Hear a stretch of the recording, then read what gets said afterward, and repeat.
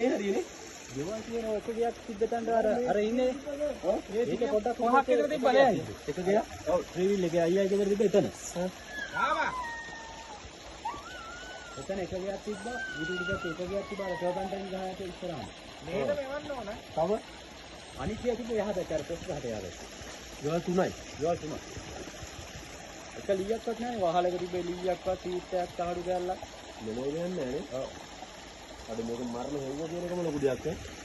ඒක මාර්ගයේ තිබ්බා කියන්නේ ඒක වෙනවා ගහගෙන ගිහින් කියනවා. ගහගෙන ගිහින් අතන කොළගොඩක් තමයි ඒක පිළිලා තියෙන්නේ. කොම්මඩක්.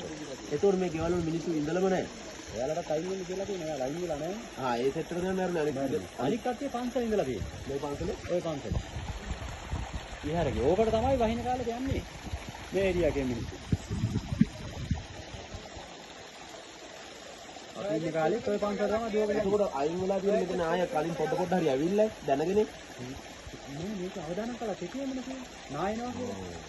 ඔතන පොඩ කැඩි ගියේ. පාරට වැටෙනවා ඒක අයින් කරනවා ආයේ මිනිස්සු ආයේ මේ දෝෂයක් දාලා අයින් කළා. ආයේ පස් ගොඩ මැදින් ගියා. මේ අපි දැන් ඔය මේ සම්මන අපේ